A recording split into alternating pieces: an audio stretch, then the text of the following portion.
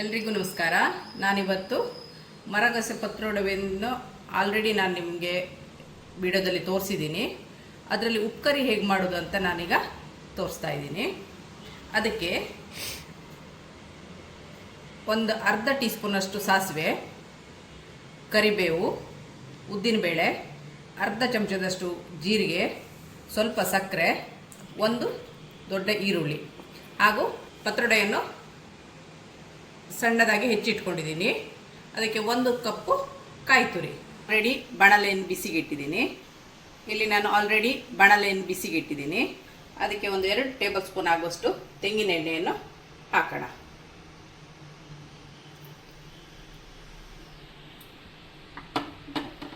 ಅದು ಸ್ವಲ್ಪ ಬಿಸಿಯಾದ ನಂತರ ಮೊದಲಿಗೆ ಸಾಸಿವೆ ಹಾಕೋಣ.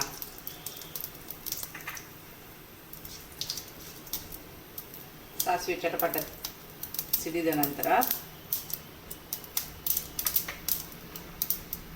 ಉದ್ದಿನ ಬೇಳೆಯನ್ನು ಹಾಕೋಣ.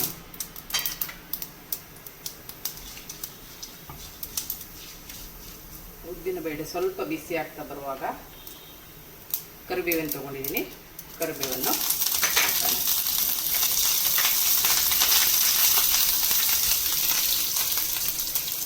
ನಂತರ ಸ್ವಲ್ಪ ಜೀರಿಗೆಯನ್ನು ಹಾಕೋಣ.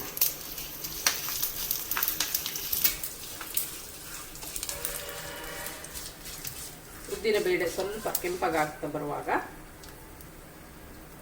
ಆಲ್ರೆಡಿ 1 ಈರುಳ್ಳಿಯನ್ನು ಹೆಚ್ಚಿಟ್ಕೊಂಡಿದ್ದೀನಿ, ಅದನ್ನು ಹಾಕೋಣ.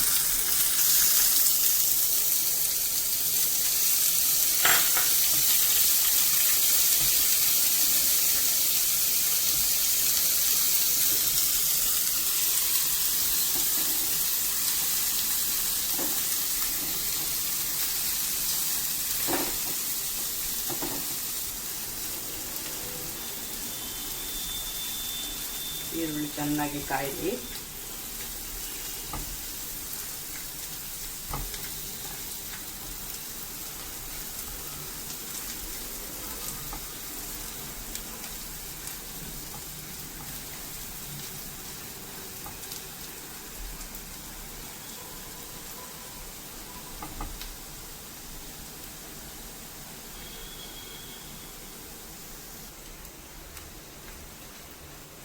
ಇದಕ್ಕೆ ನಾವು ಮೆಣಸನ್ನು ಬೇಕಾದಷ್ಟು ಹಾಕಿದ್ದೀವಿ. ಆದ್ದರಿಂದ ಒಗ್ಗರಣೆಗೆ ಹಸಿರು ಮೆಣಸು ಆಗಲಿ ಕೆಂಪು ಮೆಣಸು ಆಗಲಿ ಹಾಕುವ ಅವಶ್ಯಕತೆ ಇಲ್ಲ. ಬೇಕಾದರೆ ಒಂದು ಫ್ಲೇವರ್ಗೆ ಕೆಂಪು ಮೆಣಸು ಒಗ್ಗರಣೆಗೆ ಹಾಕೋಬೋದು. ನಾನಿಲ್ಲಿ ಹಾಕ್ತಾ ಇಲ್ಲ, ಆಲ್ರೆಡಿ ಅದು ಖಾರವಾಗಿದೆ. ಈಗ ಈರುಳ್ಳಿ ಈ ಹದಕ್ಕೆ ಬರುವಾಗ ನಾವು ಕಟ್ ಮಾಡಿಟ್ಕೊಂಡಂಥ ಪತ್ರೊಡೆಯನ್ನು ಇದಕ್ಕೆ ಸೇರಿಸಿಕೊಳ್ಳುವ.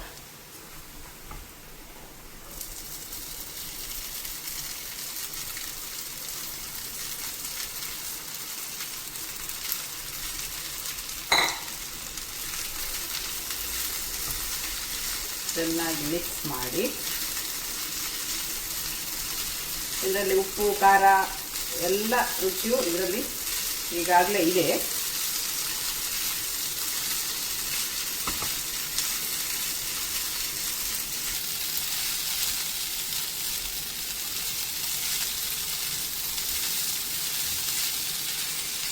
ಚೆನ್ನಾಗಿ ಒಗ್ಗರಣೆಯೊಂದಿಗೆ ಇದು ಮಿಕ್ಸ್ ಆಗ್ತಾ ಇದೆ.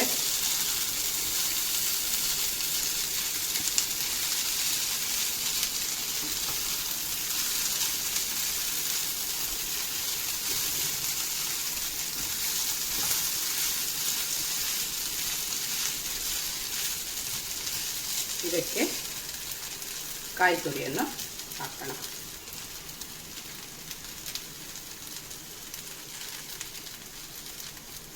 ಕಾಯಿ ತುರಿ ಸ್ವಲ್ಪ ಜಾಸ್ತಿನೇ ಹಾಕಬೇಕು, ರುಚಿಯಾಗಿರುತ್ತೆ. ಮತ್ತು 2 ಚಮಚದಷ್ಟು ಸಕ್ಕರೆಯನ್ನು ತಗೊಂಡಿದ್ದೀನಿ, ಅದನ್ನು ಸಹ ಸೇರಿಸ್ತಾ ಇದ್ದೀನಿ. ಚೆನ್ನಾಗಿ ಮಿಕ್ಸ್ ಮಾಡೋಣ.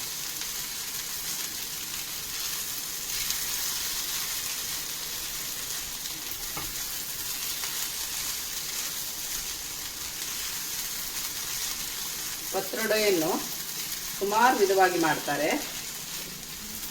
ನಾನು ಮುಂದಿನ ದಿನಗಳಲ್ಲಿ ಅದನ್ನು ವಿಡಿಯೋ ಮಾಡಿ ಹಾಕ್ತೀನಿ. ಈಗ ಮೊನ್ನೆ ಮಾಡಿದ ಪತ್ರೊಡೆಯಲ್ಲಿ ಉಪ್ಪರಿ ಹೇಗೆ ಮಾಡೋದು ಅಂತ ತೋರಿಸಿದ್ದೀನಿ.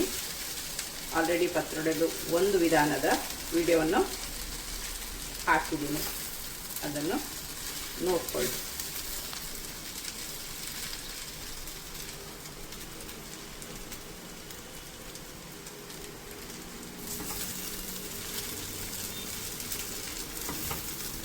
ಅದೇ ಪತ್ರೊಡೆಯಲ್ಲಿ ಇವತ್ತು ನಾನು ಉಪ್ಪರಿಯನ್ನು ಮಾಡಿ ತೋರಿಸಿದ್ದೀನಿ.